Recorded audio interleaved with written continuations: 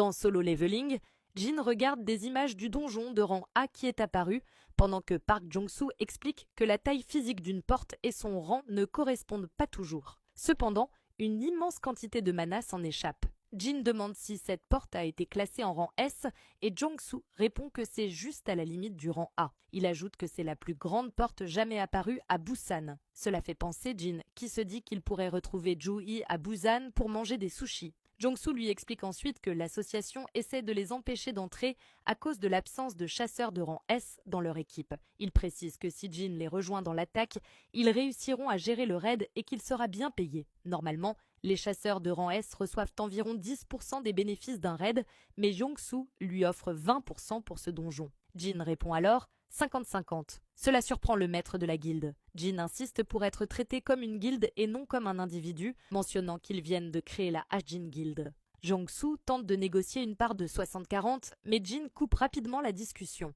Park Jong-soo pense en lui-même que bien que Jin paraisse jeune, il est étonnamment atypique. « Très bien, acceptez-vous de vous occuper des monstres de niveau boss ?» demande-t-il. Jin accepte et le maître de la guilde des chevaliers lui fait savoir que cela fait presque une semaine que la porte a été découverte et qu'ils devront commencer le raid demain. Il invite Jin à le rejoindre dans sa voiture. Cependant, Jin décline car il a d'autres affaires ce soir, mais il promet de ne pas être en retard. Pendant ce temps, Yoon-tae remarque quelque chose et se demande si Park Jong-soo a vu l'ombre de Jin bouger, mais il le rejette, se demandant si Yoon-tae a bu. À cet instant, le téléphone de Jin sonne avec un numéro anonyme.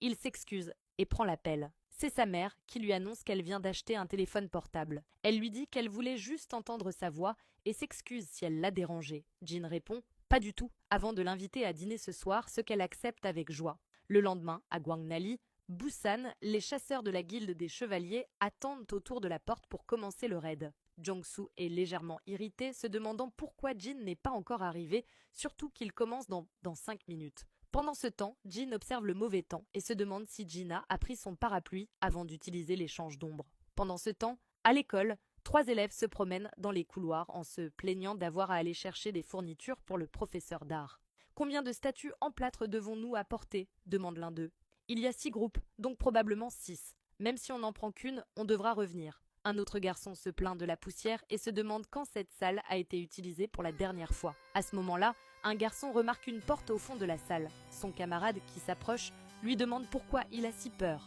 Les portails fermés sont totalement sûrs. Seuls les chasseurs peuvent y entrer et rien ne peut en sortir.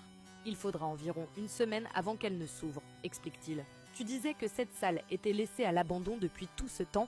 Elle vient juste d'être découverte. Soudain, la porte craque et une main verte surgit pour saisir un des élèves par la tête, le soulevant dans les airs. Tandis qu'il se débat, il crie à l'aide, mais la prise se serre de plus en plus. Les autres élèves restent pétrifiés alors que leur camarade avec qui ils discutaient il y a à peine 1 minute est tué et des monstres commencent à surgir de la porte. Quelques éclaboussures de sang plus tard, les 3 garçons sont morts et l'arc continue ainsi.